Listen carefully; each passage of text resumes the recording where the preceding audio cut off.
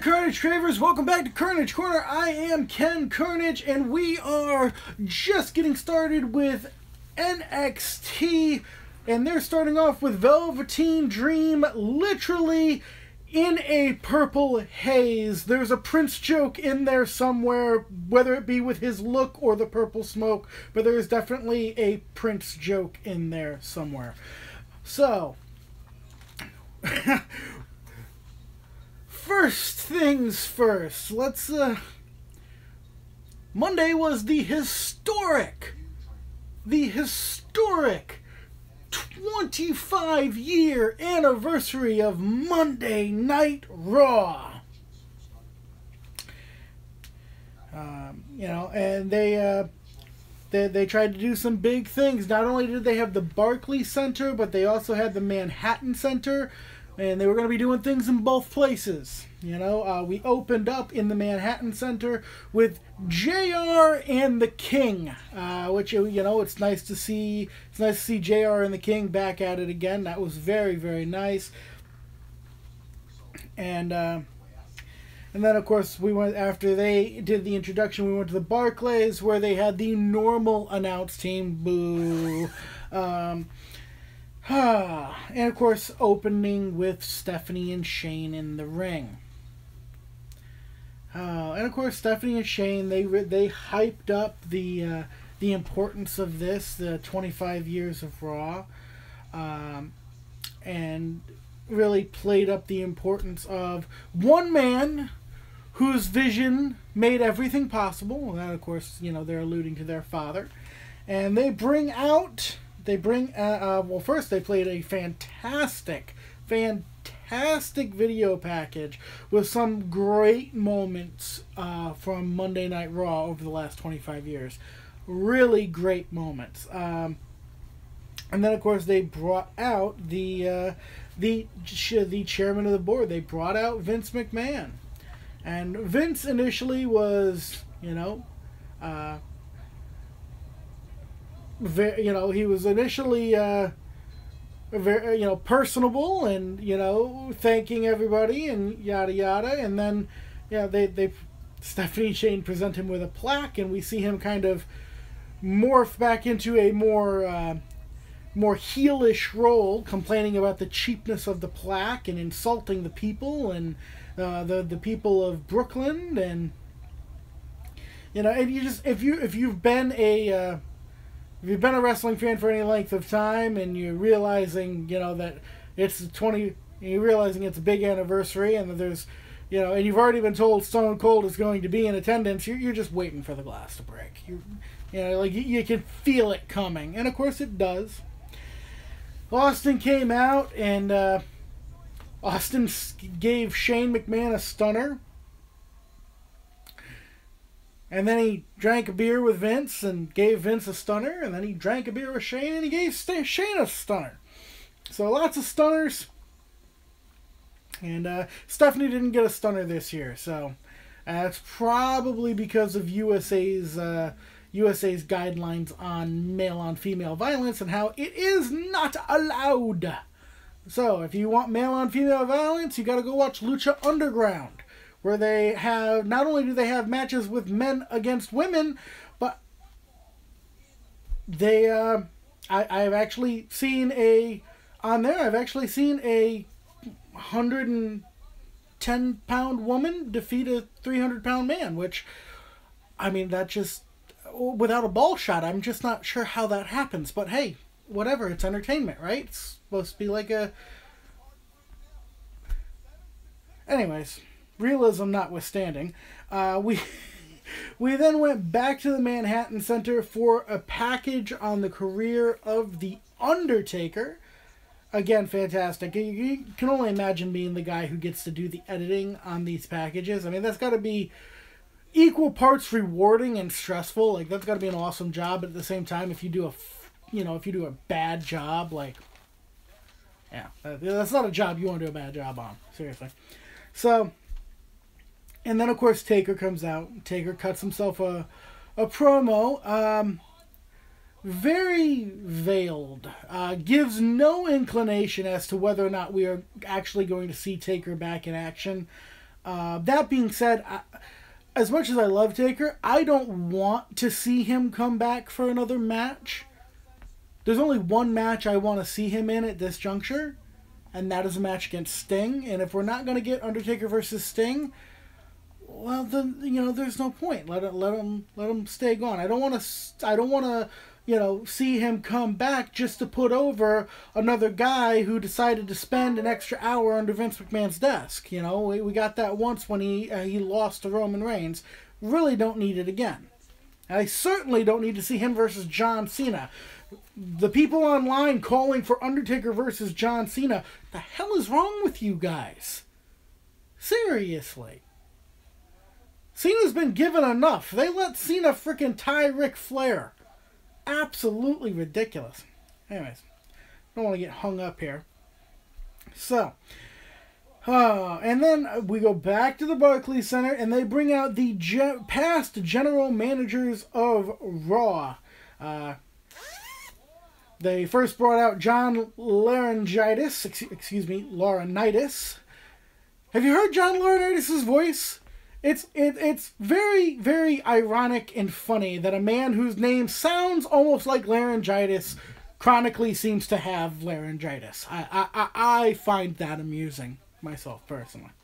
William Regal, who was a wonderful villain general manager on Raw once upon a time, right now doing a fantastic job as the NXT general manager. And then brought out Eric Bischoff, another great general manager of Raw once upon a time. And then for whatever reason, they brought out the current general manager of SmackDown, Daniel Bryan, which I don't know what that had to do with the Raw general manager segment, or if it was just an excuse for Daniel Bryan to attempt to tear his rotator cuff trying to relive the past. Either way, they brought him out, and he did his idiotic yes chant, where it looks like he's trying to finger the sky. Inappropriate. You gotta ask first, Daniel. Ask Enzo. That shit gets you in trouble. Anyways, moving on. So, you heard it here first. The Sky presses sexual harassment charges against Daniel Bryan. So, that being said, The Miz then comes out, and you gotta love The Miz. He gets right in Daniel's face, and then proceeds to go down to the ring for his Intercontinental Championship match. We go to break, we come back, and it's Miz versus Roman Reigns for the Intercontinental Championship. Good match, very good match. Of course, you have the Miztourage out there making, making little distractions and whatnots in order to help their benefactor, the Miz. But in the end, it was the Miz's own cunning that actually won him the match. Miz removed the middle turnbuckle pad halfway through the match and had the wherewithal to send Roman Reigns face first into it, and then hit the skull-crushing finale for the 1-2-3. Clean pinfall. No complaints. If you have a complaint about the way that match was finished, I mean, Miz didn't cheat. Well, unless you count removing the turnbuckle cover, but yeah. It was loose to start with. The strings hanging were a safety hazard. He was actually doing the job of the ring crew, making sure that everybody would be safe by removing it. Mm-hmm. Everybody except Roman Reigns, of course, who probably might actually look like a man now that he's had his face framed into a metal ring. Instead of looking like a chick with a goatee. Somebody say hi. Meme Predator, what's up? As a meme Predator, do you do memes with the Predator character, or do you literally prey upon memes? If you prey upon memes, I'm wondering what the dietary benefits are to preying on memes. I'm very curious. Yes, so so Miz regained his Intercontinental Championship. Miz now an 8-time Intercontinental Champion, one away from tying Chris Jericho. So, And then, of course, we go to an interview with Alexa Bliss. Alexa talking about this Sunday with the Royal Rumble, the first women's Royal Rumble, and how the winner gets a title shot at WrestleMania. She gets interrupted with Charlotte, who tells Alexa that to be the woman, you have to beat the woman, which, I mean, blatantly steal your father's shtick, why don't you? And then, of course, to make matters worse, she brings Rick out and Rick, I mean, I guess you gotta love Rick. The old man doesn't change. He looks Alexa up and down and goes, "You're lovely." And then he puts over Charlotte. He's like, "You're lovely, but," and then he puts over his daughter. But I mean, seriously, it's kind of schoolyard bullshit with Charlotte basically going, "I'm better than you. My daddy said so." I mean, that's literally what Charlotte did. Which is kind of juvenile when you stop to think about it. But it's the women's division. What do you want?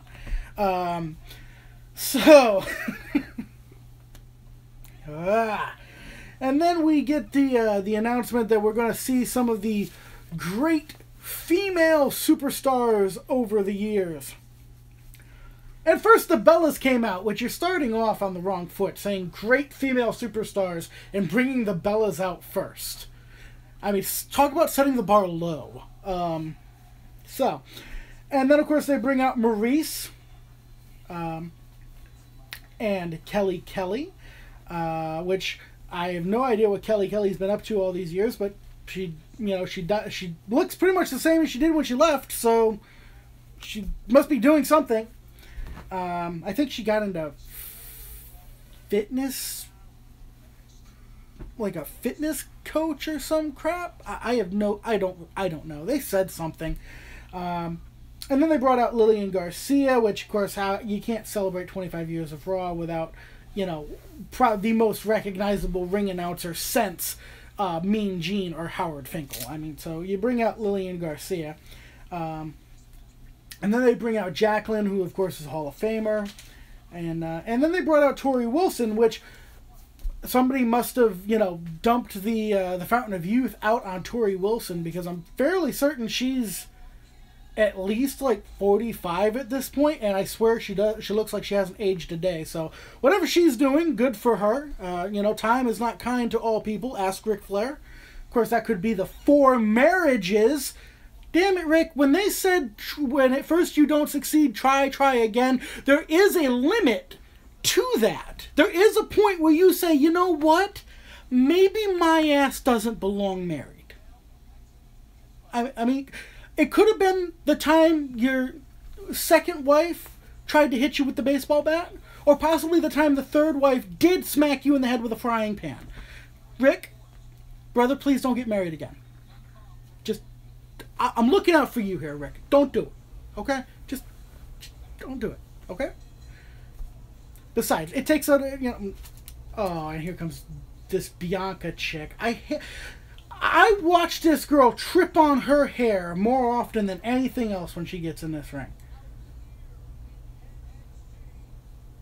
That hair is fake. It has to be fake. Weave. Is that what they call it? Is that a weave? I need a weave. What do y'all think? Should I get a weave? Yeah, you do. So,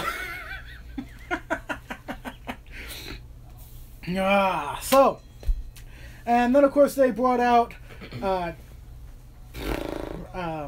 Tori Wilson. They brought out Michelle McCool, which of course Michelle's going to be there. Why wouldn't Michelle be there? Even if she wasn't that good of a superstar, she is by de facto because of marriage. So. And then of course they brought out Terry, which that had to be awkward in the back. I wonder if Goldie had to share Cedric Alexander for the night. And then of course we get the Maria Kanellis came out, and now I have an answer to the question that I haven't been asking for so long now. I have not than asking myself, where did Maria Kanellis go? Where did Maria and Mike go? I have so not been asking that question, but now I have an answer. Apparently, Maria got pregnant. Which means she probably slept with somebody other than Mike because, like, last time I checked, it takes a real man to get a woman pregnant, and real men don't take their wife's last name. So, Anywho, and then, of course, they brought out Trish Stratus. Now, I have a question. Is how do you do the, how on earth do you do, you know, the greatest female superstars of all time, parade out, you know, flops like the Bellas or Kelly Kelly or Michelle McCool, but not have Lita? Like, what the hell is that? Anyways, then we go backstage and we have Elias, who meets up with Jericho. Jericho sings him a little song and puts him on the list. When we go to break, we come back, Elias is in the ring. Elias sings a song. He claims that John Cena and Brooklyn have no balls. I mean, I would disagree. I would say that, you know, I mean, to be fair, I mean, I'm not the biggest fan of cities, but, I mean, to be fair, if walk down the streets of Brooklyn and try and say that Brooklyn has no balls, I fucking dare you. Now, John Cena, on the other hand, we all know John Cena has no balls. So, Nikki Bella likes those types. I mean, Dolph Ziggler, come on now. And then, of course, Cena came out. Cena interrupted, and to make a long story short, Elias attacked Cena, back and forth. Elias smacked Cena with a guitar. You know, it did it across the back. I liked it when, you know, like Jeff Jarrett and Honky Tonk Man used to do the guitar shot to the head. It looked so much better. I mean, not for nothing, you hit Cena with the, you hit Cena in the, you know, the back and the shoulders with the guitar. I mean, you might as well just grab the kitchen spatula and start smacking him with it. It's going to have the same effect. I mean, the man might not have no balls, but he has got a mountain on his shoulder blades. You know, blame it on the juicing if you want to, but either way, he didn't feel that fucking guitar shot. So, excuse me. And then we had an interview with AJ Styles. AJ got to get interviewed by Mean Gene. And then he tried his very best to do a good Hulk Hogan impersonation. You know, saying, let me tell you something, Mean Gene. And he got the voice okay, but I thought he was trying to do Randy Savage, or not. No, the other guy that died. No, in the car accident. That's Hogan. Yeah. I thought he was trying to do. No, he was doing Hogan. No, Macho Man is what I thought. Yeah. I'm sorry. But he was doing Hogan. Hogan was notorious for the let me tell you something, Mean Gene. And AJ got the voice, not bad, but AJ was not able to reach that level of douchebaggery. I mean, he tried hard, but, you know, maybe it's the lack of height. Maybe they should have got him a step stool so that he could have got up that high to better look down on people like piss ants, like a douchebag. But either way, it was a valiant effort to try and be as douchey as Hogan, but, I mean, it's a tall task. It really is. You're savage. What was that? I said you're savage. I am savage. Your opinions are very opiniony. By the way, hi, I'm Ken. I'm an asshole. Literally how he greets people in public. Yeah. So, hey, listen, I believe in warning people up front. So, that being said, we then go back to the Manhattan Center. And we bring out DX, Triple H, and HBK come out. And they have their little fun, and, you know, and they bring out the New Age Outlaws, which, speaking of Fountain of Youth, Billy Gunn doesn't look like he's aged a frickin' day. Billy, what are you doing? Like, not aging? Yeah, apparently not. Billy Gunn is a vampire. That's what's going on here. Mr. Ass is a vampire. Okay. He's a vampire that likes to suck ass. Stop it. Well, why else would he be Mr. Ass? I mean, back me up here, guys. I mean, his theme music said, "I'm an ass man." Coincidentally, that would probably be my theme music as well. But that's neither here nor there. So, and then, of course, they bring out X-Pac, who wore skinny jeans. X-Pac, buddy. No. No. Listen, I know you got, you know, all cracked up and went full frontal with China, but just because we already know what's going on in there, brother, does not mean we want you wearing skinny jeans. I didn't even notice. Let us feign ignorance, please. Please. Is it really that noticeable? That he wore skinny jeans? No, well, you can see his... I wasn't looking at that. I was the fact that it was that his jeans were hugging his calf, strangling his feet. His feet were freaking blue because his damn jeans were so tight that they had a stranglehold on his calf. You get what I'm saying here? You just don't like skinny jeans. I hate skinny jeans. They look horrible. Some people can rock them though. No. No. Because if you can successfully wear a pair of skinny jeans, you lack leg muscle. You're talking about men, right? Yes, Oh, okay. Well, women can obviously wear skinny jeans. Oh, okay. Yes, this is a double standard, and it's one I support. There are very few Support. double standards that I support. I also support the double standard that women can wear yoga pants and men should not. Men should never, ever, ever wear yoga pants. I thought this was a WWE thing. It is. I do not know how I ended up on this off on this topic, but men should never wear yoga pants. Never. You will scar little children. True. If you're lucky. If you're not going to scar little children, I feel bad for you. But that's neither here nor there. So, X-Pac came out wearing skinny jeans, which I'm going to try and forget. And he brought out Razor Ramon. I'm wondering where Kevin Nash was. Nash wasn't there for this little clique reunion. But Razor comes out, and then uninvited, out comes Balor Club. For a moment, I thought maybe we were going to see Balor Club get beat up by the old timers. They didn't do that, thank God.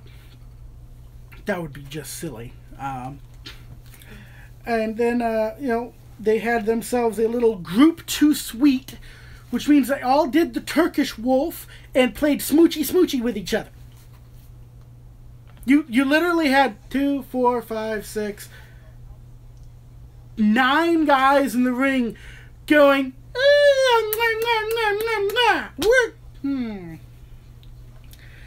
Anyways, then the Revival comes out, which I actually like the Revival, but they came out here to be sacrificial lambs. The Revival came out, they had a match with Gallows and Anderson. And of course, the club won. Gallows and Anderson win. And then the Revival takes everybody's finisher. Like, literally everybody's finisher. From X-Pac to Billy Gunn, Road Dogg, Shawn Michaels, and Triple H. They literally took all the finishers.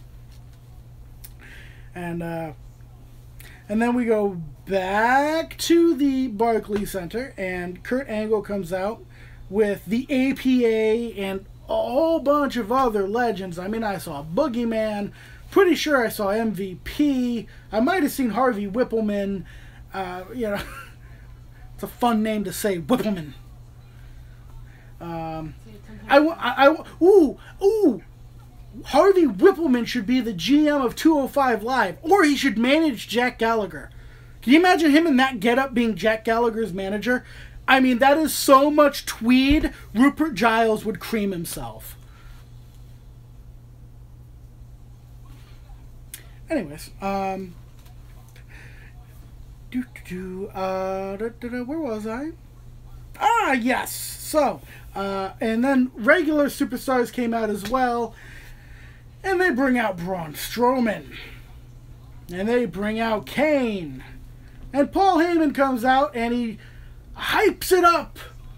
And he brings out Lesnar, and then we get a three-way brawl, Lesnar, Kane, and Braun stands tall. He smashes Lesnar through a table, and Braun stands tall.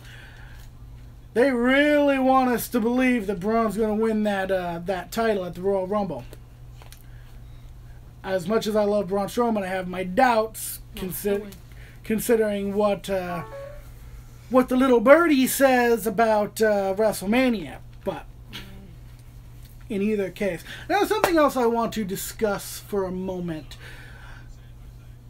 Reportedly, people spent like $400 a ticket for the Manhattan Center. Mm-hmm. They got the Undertaker promo, the tag match between the Club and the Revival, and they got the DX shenanigans. These people are apparently very upset, wanting their money back and threatening to unsubscribe from the WWE network. They should. I have a couple of things to say. First off, if you were dumb enough to shell out all that extra money for no guaranteed anything, I mean, it says card subject to change, people. You had no idea what you were getting, and you shelled out the money with no guarantee. You don't really have anything to complain about. You got gypped, you got suckered, you got swerved. They should have gotten at least some sort of match, even if it wasn't televised, though. The other thing I'm gonna say is y'all threatening to unsubscribe from the WWE Network. Have at it. Do you want to go back to paying $60 a month for a pay-per-view? Yeah, exactly. Empty threat. Don't act like children. All right, you got gypped. Learn from it. Move on. Getting gypped sucks. Getting gypped does suck. That's why you shouldn't let it continue to happen to you. We learned that. So, now let's move into SmackDown. So SmackDown opened up with Cammy. That if you have not been paying attention, that is the marriage of Sami Zayn and Kevin Owens. Cammy. Yes, AJ is calling them. Thing? AJ is calling them Cammy. Oh, AJ did it. Yeah, AJ did it. It's funny. I like it. Funny. So Cammy comes out. And they bragged they're going to be the first ever co-WWE champions, and which, that's just such a stupid thing. That is just such a stupid thing. Who got surgery? I don't know, some guy with a beard. This is TM61. I don't know one guy from the other. I can't remember their names. But that's the team. They just recently came back. So AJ comes out, and AJ basically tells him, "I don't care if I'm outnumbered. I'm still gonna beat both your asses, and I'm gonna hurt you. I'm gonna retain my WWE Championship." And they try and goat AJ into having 2 matches that night consecutively against them. Against Kevin and then against Sammy. And before AJ can say anything, Daniel Bryan comes out. And, Daniel Bryan pretty much tells Daniel Bryan to shut up and accepts the matches before Daniel can, be a little hobbit bastard and force him into it. Daniel Bryan is proving to be one of the biggest, probably the worst example of abuse of power since Vince McMahon himself. And that's saying something. So, in either case, we then, AJ accepts, we go to break, we come back, and Daniel is backstage with Shane, and Daniel claims he wasn't going to put AJ in the match. Shane doesn't believe him. Neither do I.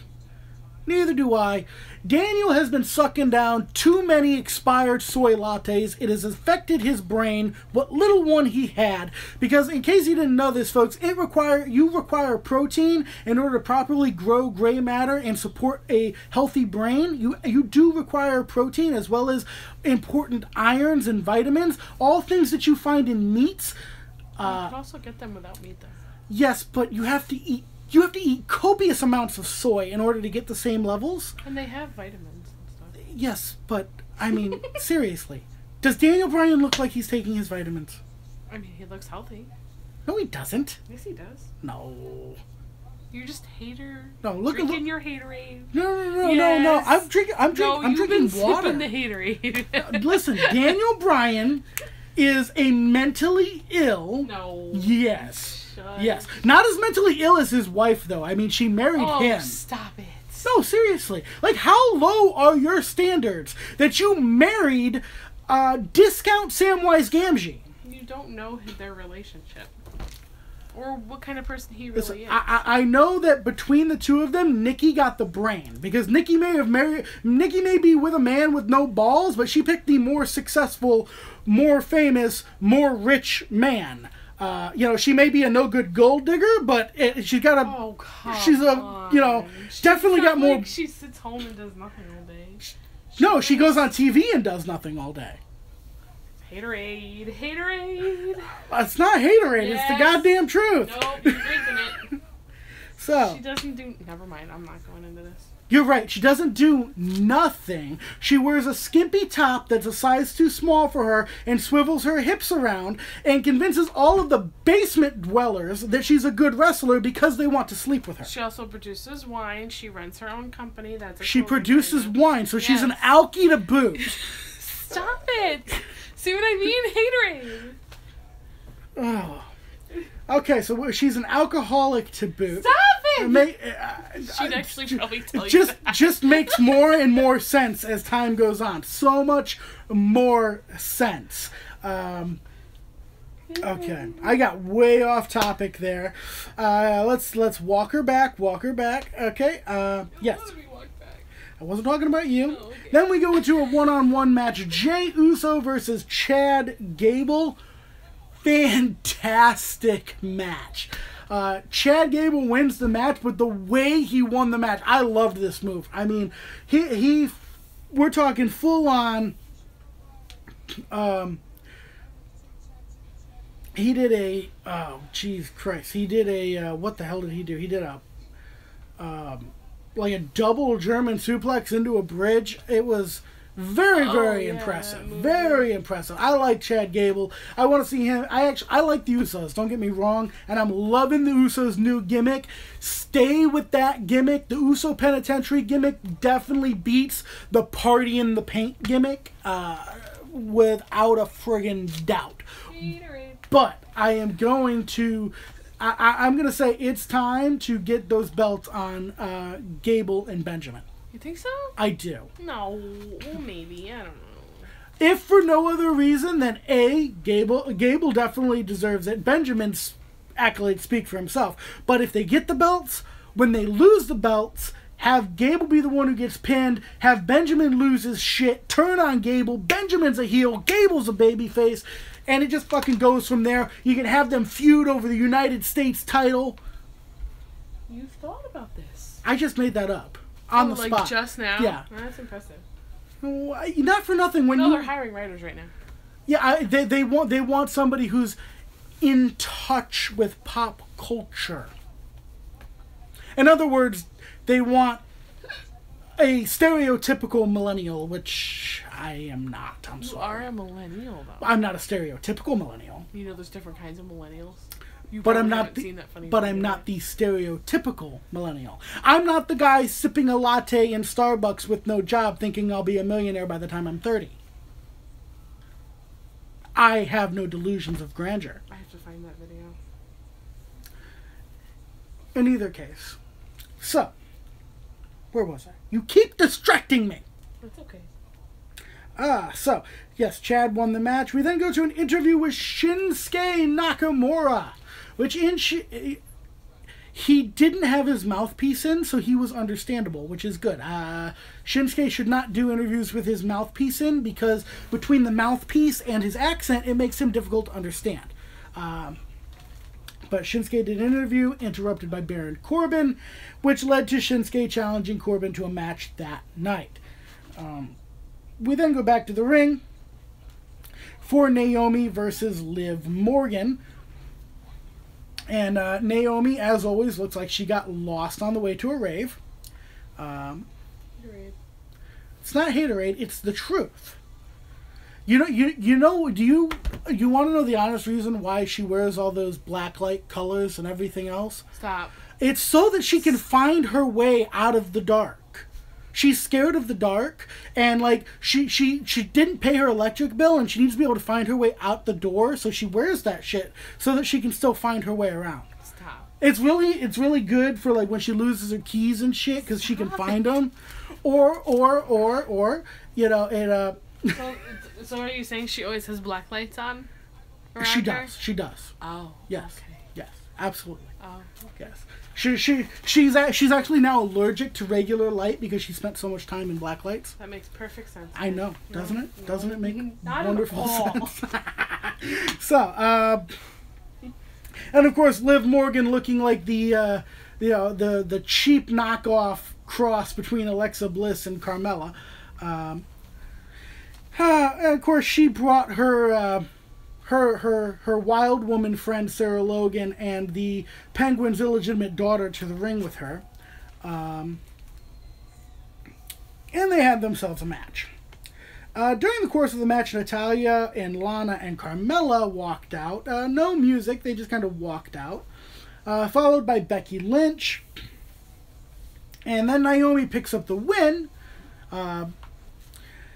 After Naomi picks up the win, the Riot Squad attacks. Becky runs in to help her, and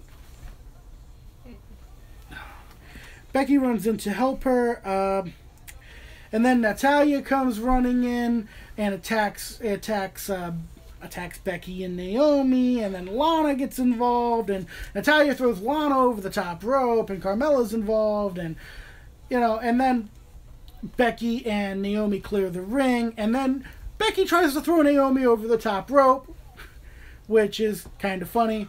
It's all to hype up the Royal Rumble, obviously. And then Charlotte comes out and she cuts herself a little promo, wishing them all good luck, but mostly wishing good luck to the winner of the Women's Royal Rumble because she will need it.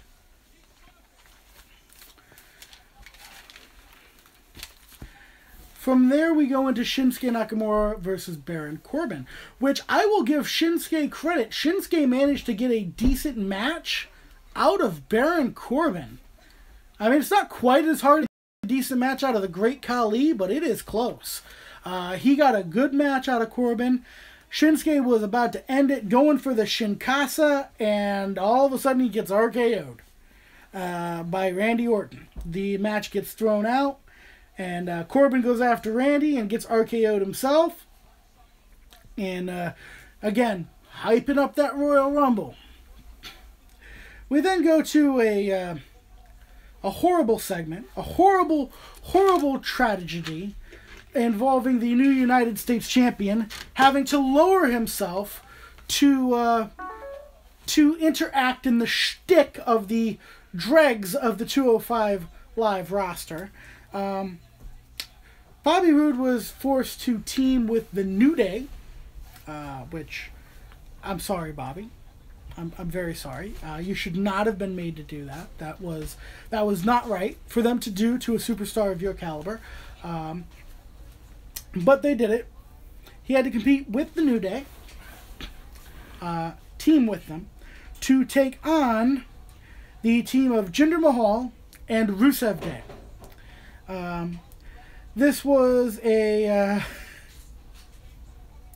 it was not a bad match, New Day antics aside, but long story short, the Xavier Woods picked up the win off of a cooperative move with Bobby Roode. New Day and Roode win. And then, of course, heading into our main event time period, we get Styles versus Owens. Owens, of course, coming out with Sami Zayn. Shane came out and he said that Sami Zayn had to go to the back, and that if Sami Zayn got involved in the match, Sami would be fired. And that when it was Sami's turn, if Kevin got involved, he would be fired. So Shane McMahon laying the law. So we get Styles versus Owens one-on-one. Short match. Kevin made a mistake. He hurt his knee. AJ locked on the calf crusher, and that was that. Kevin tapped out. Kevin, apparently injured. It's kayfabe. But, so he's selling it. But AJ wouldn't let the hold go because he wants to hurt him. I don't blame AJ. The guy's annoying. I'd want to hurt him too. So he was trying to destroy the knee. Sammy comes in and attacks AJ. Sammy beats the crap out of AJ. He won't get off of him so the ref can start the match. Taking advantage, assaulting him beforehand. The match eventually does get started. And, Sammy's on top. AJ manages to turn things around. But then he lets himself get distracted and he goes after Kevin Owens again, allowing Sammy to capitalize. And then it's Sammy's on top for a while again. And then AJ eventually gains the upper hand again. And by this time they've loaded Kevin Owens onto a stretcher. And AJ again, allows himself to be distracted. He flips over Kevin Owens' stretcher. Listen, I understand. It looks like fun. Flipping over a stretcher with Kevin Owens on it. I would compare it to sticking Rosie O'Donnell in a dryer drum and sending her down the Grand Canyon. It looks like a fucking ball, dude. But you took your eye off the ball. And it cost you because you got Haluva kicked and Blue Thunder bombed and your ass got pinned by a piece of crap like Sami Zayn. Too bad you can't animate what you say in real time. That would be hilarious. That would be funny. You'd get subscribers off the butt. Well, get on that. What are you waiting for? You can't do that. Can you get abuse? You're good. Mm-hmm. I know that. So, in either case, so Sammy gets the win. Congratulations, Sammy. Congratulations. I suggest you and Kevin go out for bacon cheeseburgers to celebrate. Why bacon? Oh. You're mean. Hey, Ray. Hey. What's funny is it took you a minute to get it. And that is how they ended SmackDown. So, 205 Live. Now, I did not get to watch all of 205 Live, and here we have the Velveteen Dream stomping on the back of Johnny Gargano's head. I never thought I'd actually root for Velveteen Dream, but I would like to see Gargano lose. I would like to see that. I don't like Gargano. Are you going to talk about the live show from last night on Facebook? Last night on Facebook, on the Facebook,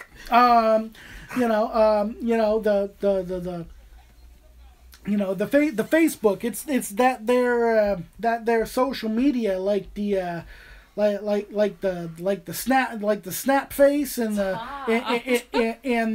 and the Insta Twitter. All right, so no, I'm not completely ignorant of social media, obviously. No, he has me run it. What?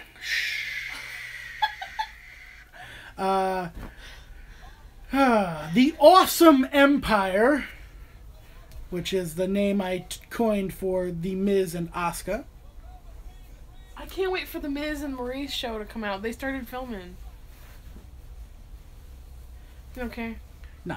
I like that. I don't like reality TV. I love it. There's nothing faker on television than reality TV. It's fun. Chasing Amy is more realistic than reality TV.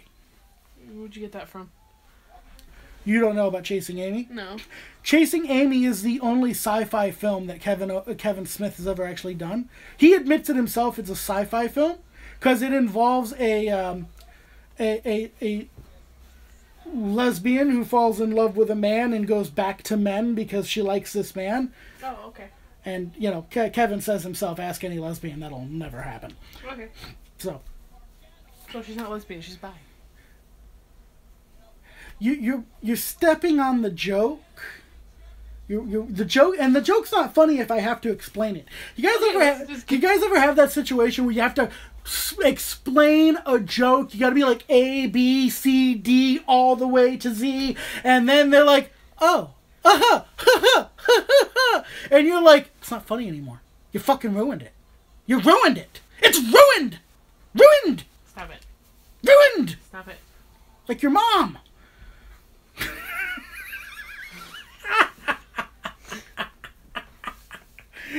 That joke you get from me.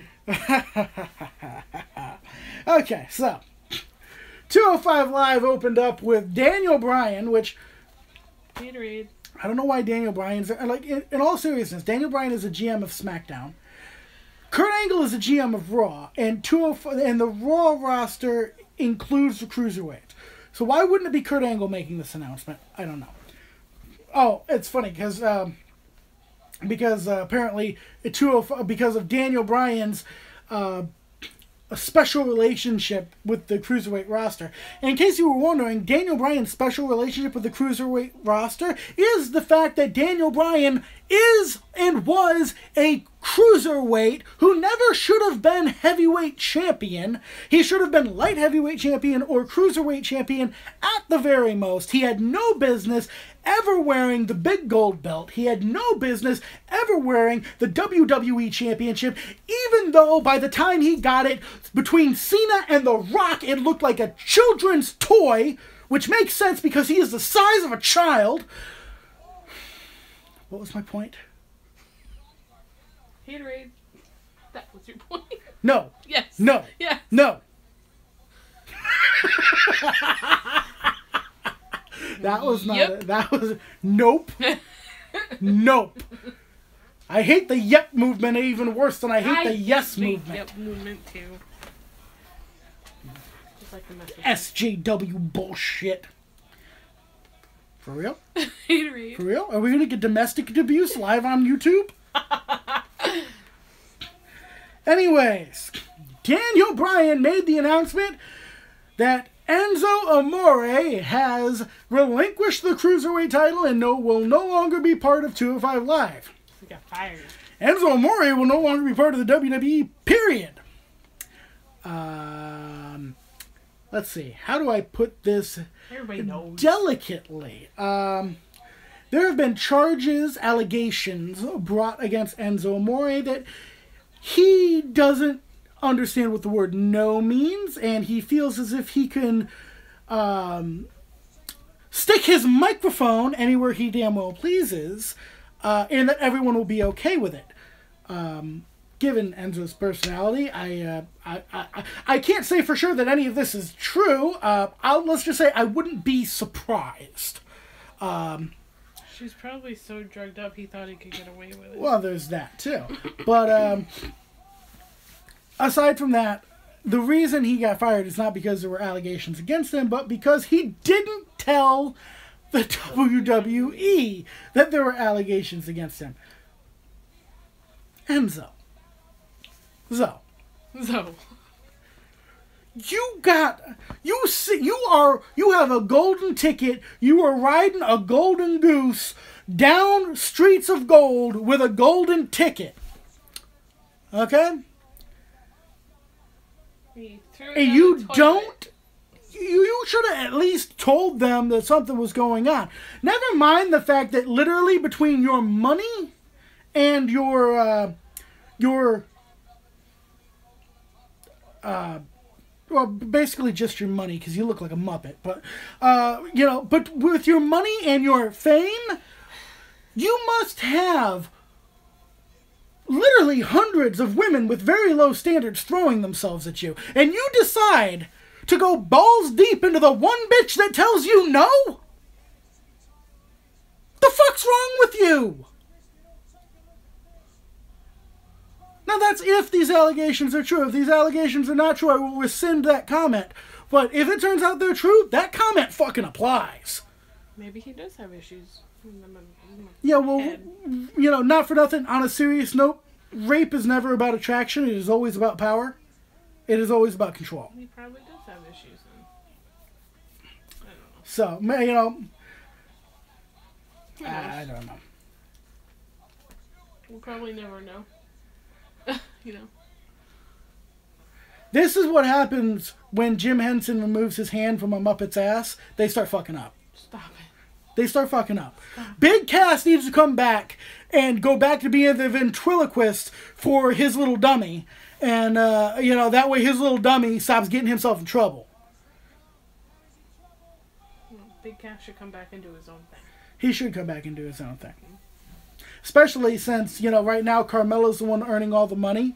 So, between Big Cass and Dean Ambrose, WWE's got their fair share of stay-at-home husbands leeching off their wives. Stop it. No, I'm serious. Not leeching, they're couples. He's 7 foot tall, and he's not earning a dime. You have 0 dimes.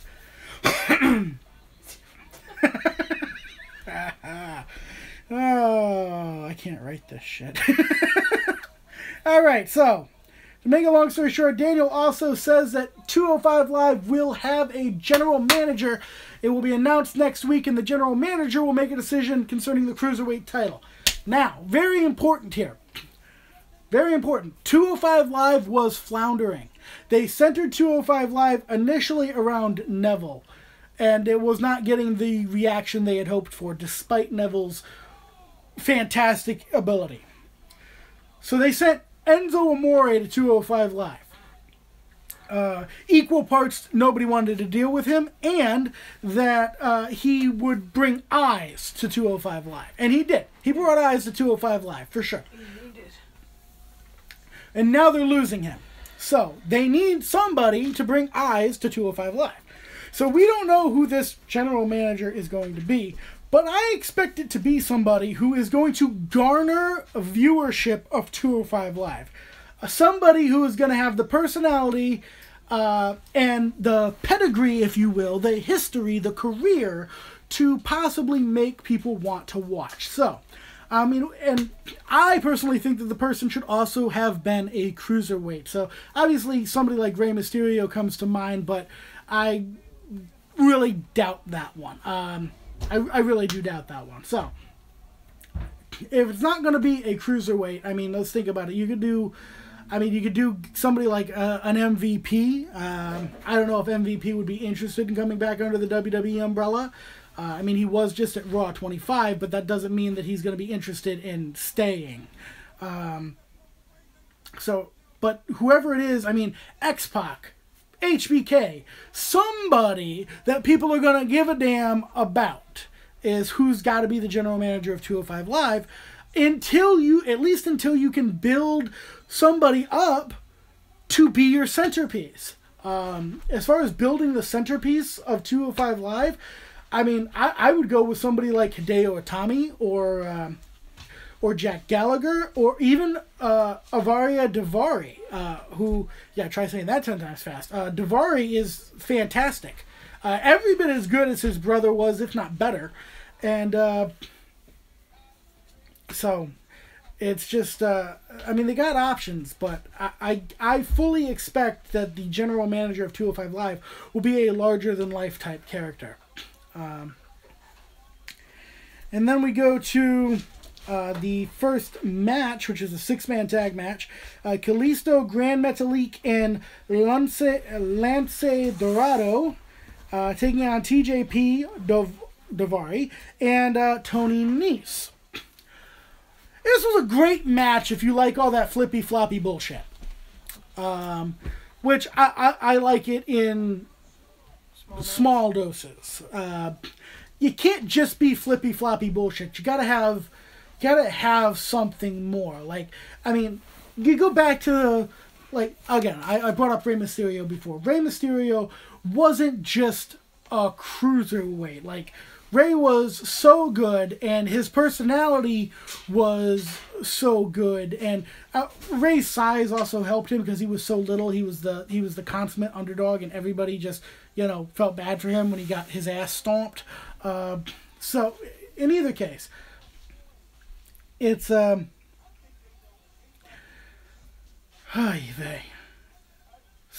the It was a flippy match. You know, to make it a long story short, Kalisto, Metalik, and Lance Dorado win the match. Lance Dorado getting the win after hitting a I'm going to call it a springboard stunner. It wasn't exactly a springboard stunner, but it might as well have been, on TJP. TJP got pinned. He blamed it on Tony Nese. He got in Tony Nese's face, and Tony Nese knocked him on his ass, which again was funny. TJP throwing a fit like a petulant child, which makes sense because the dude looks like he's 12. So, and then of course we go to a Drew Gulak promo who wants the GM to be somebody who's going to stop the flipping, the flopping, and the chanting, and turn 205 Live into a Drewtopia, which I got a kick out of that. I didn't get to finish 205 Live because it was time to go live and do NXT because I didn't get to watch last night because I was working. So, and Johnny Gargano just laid out Andrade Cien Olmos, or as I like to call him, generic Alberto Del Rio. I never thought I'd root for Olmos either, but I don't want Gargano to be NXT champion. Why didn't they fire Gargano and keep Ciampa? Ciampa was so much better than Gargano. Oh, look, it's the chick that caused Seth Rollins' divorce. I mean, he's got to take some responsibility for that too. Seriously, who publicly tweets a dick pic to a chick? Seth, the fuck's wrong with you? Seriously. Dude, first off, I mean,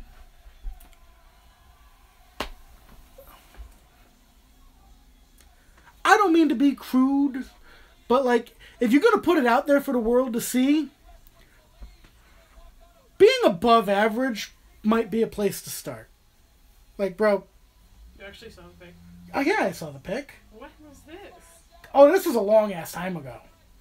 This was before she was even on TV. She was still in the freaking Performance Center. Okay. But, in any other case. Oh, okay. So, real quick, let's talk about this. Let's talk about, at NXT TakeOver Chicago, which I'm not going to be live for that because I have to work. But, so I'll be breaking rocks. But we will talk about it. So the NXT Women's Championship match is Ember Moon versus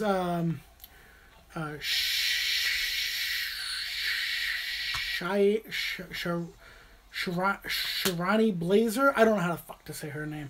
Either way, considering I'm pretty sure they still want to make Ember Moon, I think Ember is going to win. Because you can't have her lose her first title defense if you want to make her. It just doesn't. That's just not a good idea. That being said, the tag team match for the NXT Tag Team Championships, AOP versus the Undisputed Era. I definitely want to see AOP get those tag titles back. I'm not a fan of the Undisputed Era. I would much rather see those tag titles on AOP. The NXT title match between Andrade Cien Olmos and Johnny Gargano, I've got Omos. Never thought I'd say those words, but I gotta go with Omos. As far as, and the match that I probably am most interested in seeing would be Adam Cole versus Aleister Black, because I want to see Aleister Black kick the bicuspids into row B. B is in the back, right? Or is B in the front? Kick the bicuspids to the bleachers. There we go. Balcony. Oh, fuck it. Anyway, so that's where I stand on TakeOver. Now, as far as the Royal Rumble pay-per-view, as far as I know, there's no women's championship matches on the pay-per-view.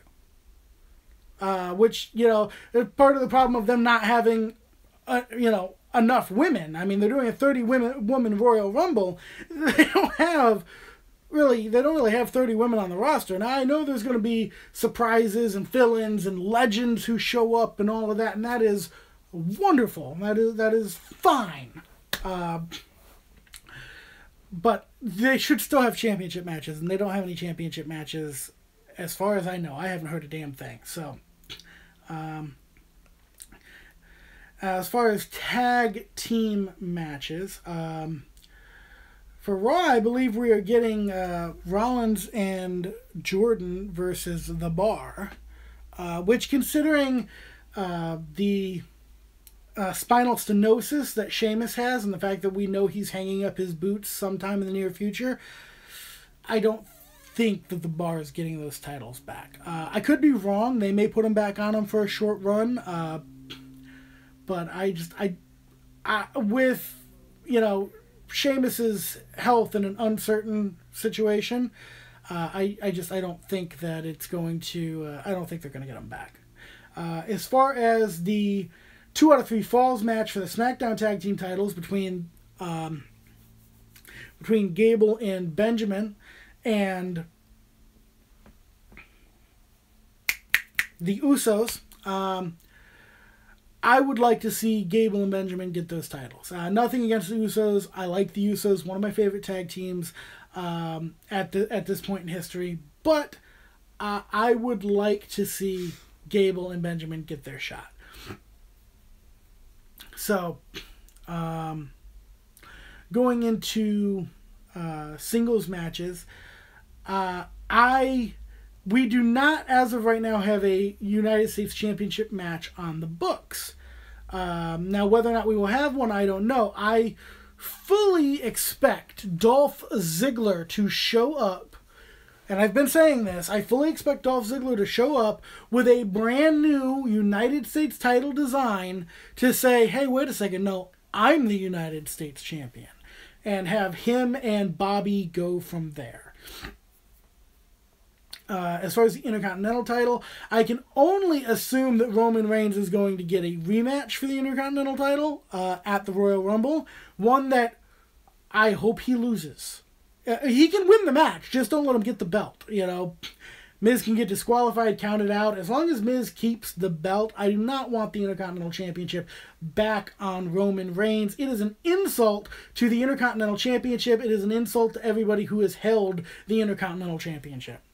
I mean, you literally might as well be spitting in Pat Patterson's face by having Roman Reigns hold the Intercontinental Championship. Of course, if Roman Reigns tried to spit in Pat Patterson's face, Pat would probably open his mouth, but that's neither here nor there. So, getting into the World Championship matches. AJ Styles versus Cammy in a handicap match for the WWE Championship. AJ has to win this match. You cannot have co-WWE champions. This is the stupidest thing in the world. It's completely insulting. And furthermore, I don't normally play this card, but the behavior of Kevin Owens and Sami Zayn is so detestable, is so socially wrong, that the majority of your audience at this point, WWE, is children, right? I mean, that's why you went TV PG. That's why you sucked all of the things that your hardcore fans loved about wrestling out of it. That's why you turned your characters into giant cartoon characters rather than, badass realistic characters.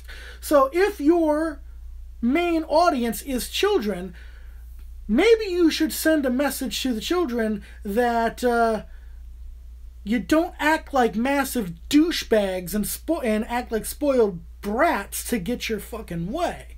AJ needs to win this match. If you do the co-WWE champion thing, I mean, let's just... The WWE title deserves better than that. Don't lower your top prize into the fucking muck. There's no need for that. Absolutely no need for that. And I know that a lot of you are probably going, Ken, you're taking this way too seriously. But not for nothing. The title's supposed to be the centerpiece of the company.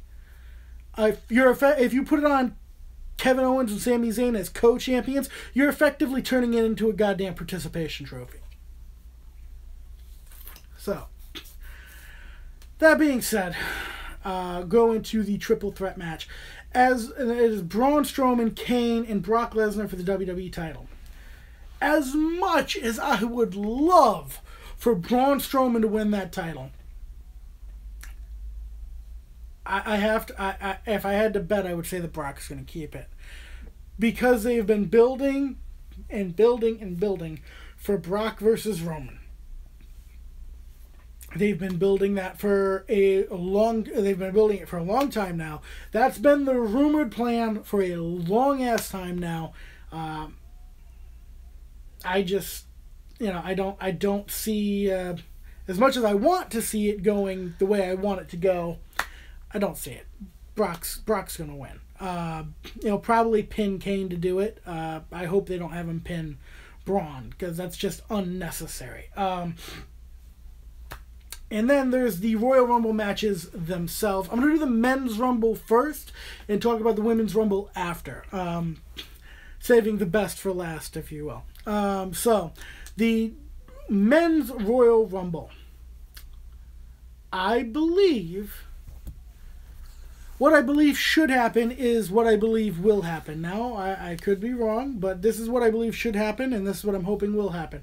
Shinsuke Nakamura wins the Royal Rumble. Shinsuke Nakamura goes on to WrestleMania to face AJ Styles. WrestleMania main event, AJ Styles versus Shinsuke Nakamura for the WWE Championship. I think that is the best match that WWE could do for WrestleMania. That is hands down the best match. It should be the main event. So that's what I think is going to happen. Now, there's a lot of uncertainty concerning the WWE Women's Royal Rumble. So many things they could do, so many different ways they could take it. Now, there is a rumor I have heard, and there's some data to back it up, and it would be a hell of a surprise, and they may just do it. You never know. So, and that would be Ronda Rousey, who is rumored to be making her debut in the Women's Royal Rumble, winning and going on to face Charlotte at WrestleMania. Now, some people might have a problem with this scenario. Personally, I don't, especially because you can shoot this whole four horsewomen thing. You can really put you really play that up. But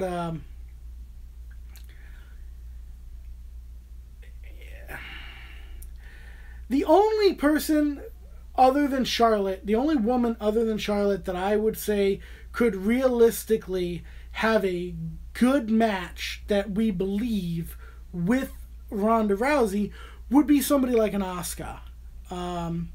Because not for nothing, even a Nia Jax with all her power, I mean,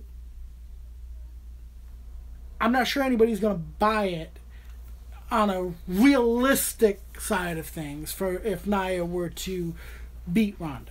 So, and now I know what you're saying. We don't need UFC coming in and taking over, and you're not wrong.